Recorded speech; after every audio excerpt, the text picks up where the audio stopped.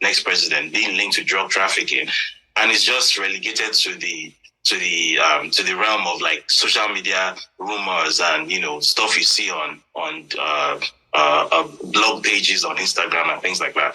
So I dug into it, and the information it's visible to the blind and audible to the deaf, right? That this fellow was involved in drug trafficking, and this is not an allegation. This is not a claim. This is a documented fact, right? There are legal documents backing this up, right? This guy forfeited $460,000 of funds that were, I quote, proceeds of narcotics trafficking. This is on record.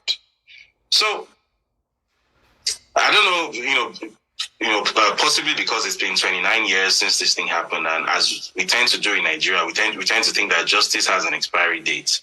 So because this thing happened 29 years ago and he has been able to get away with it, he became a governor, he governed for 2 terms, he has been a political operator, he was elected as a senator in 1992 as well.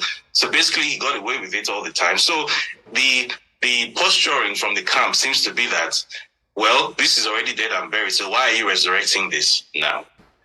So why are you asking this question? And I think that's a ridiculous position to take, because as I've said earlier, Bola Tinubu is not applying to be president of Lagos or president of APC or president of Dele Alake and Bayo Onanuga. Bola Ahmed Tinubu is applying to be my president too. And your president, everybody's president who carries a Nigerian passport. So of course he has to answer this question that were you or were you not linked with drug trafficking? And if you claim that you weren't, well, here's the evidence, unimpeachable evidence that you were. So what do you have to say for that? Obviously, he doesn't want to answer that question. He doesn't want to present himself for that kind of type of question, because obviously he doesn't have anything with which to defend himself. He's as guilty as sin.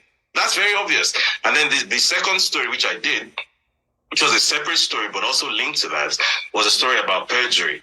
Now, on his INEC EC9 affidavit, he made several claims. He claimed that the date of birth he claimed on his INEC EC9 was a different date of birth to that which he has used in other places. So essentially what happened was the lawyer that you mentioned, Mike Enahoro, he actually took INEC to court earlier in the year, I think in August, when INEC refused to make Bola Ahmed Tinubu's EC9 form public, and he won the case. INEC released the EC9 form to him. So then he contacted a law firm in Chicago, Leahy, Eisenberg, and Franco, to essentially investigate some of these claims that were made by Bola Ahmed Tinubu about his history in the U.S.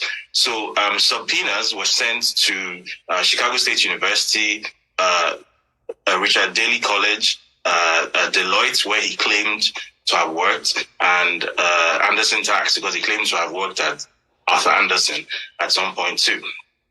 And the results that came back from these institutions proved that the claims he made on his INEC EC9 and some of the documents submitted on his INEC EC9 were completely false. So, for example, the subpoena that went out to Chicago State University, the lawyer asked for all records regarding Bola Ahmed Tinubu that Chicago State University had, and they responded with the records he used to gain admission to Chicago State University, where he stated that he went to a secondary school called Government College Lagos, and he graduated in 1970. Well, it just so happens that Government College Lagos started in 1974. So clearly he couldn't have graduated in 1970 because it didn't exist. The degree certificate that was provided by the university, which was an exact reprint of the original certificate that was issued to a certain Bola A. Tinubu in 1979, was a completely different document to that which is submitted to INEC. Different font, different wording, different signatures, and different dates. And then what, in my opinion, the craziest thing of all was that a very simple, some very 5-minute internet research revealed that this document that he submitted to INEC was sourced from an online forgery service called diplomamakers.com. So literally, if you go to the Pinterest repository of this website, diplomamakers.com, you will literally see a template for a Chicago State University fake degree certificate that is identical to what he submitted to INEC. The same grammatical errors on that certificate were what he submitted to INEC. So essentially, this guy or somebody working for him went to a service that produces fake certificates, diploma-makers.com, right? Got a fake certificate from there and submitted it to INEC. So the question is why?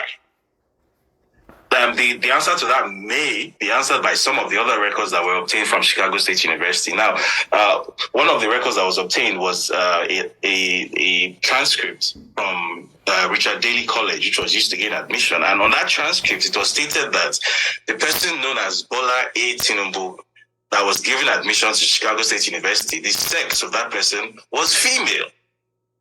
So which essentially means that the person parading himself as Bola Ahmed Tinubu today, and the person who got admission to Chicago State University as Bola A. Tinubu are in fact not the same person. That person also claimed to have a different nationality. That person claimed to be Black American. Tinubu on his INEC EC9 claimed that he has no nationality except Nigerian. So there's so many questions to answer. There's the basic issue of perjury, which by the way is a criminal offense. You can go to jail for that. There's the issue of falsification of documents, forgery. There's the issue of identity theft. There's the issue of non-declaration of supplementary nationality. And then there's the issue of the false claims of having gone to government college, Lagos, which didn't exist when he came to graduate. And just to quickly close on this, the subpoena that went out to Deloitte, the response that came back simply said, we do not know this person. This person has never worked for us. We have no record here. So if you recall, and let me just quickly close with this, his most recent media appearance, where he was asked, how did you make your money? All of a sudden, he made no reference to Deloitte this time around, which the story has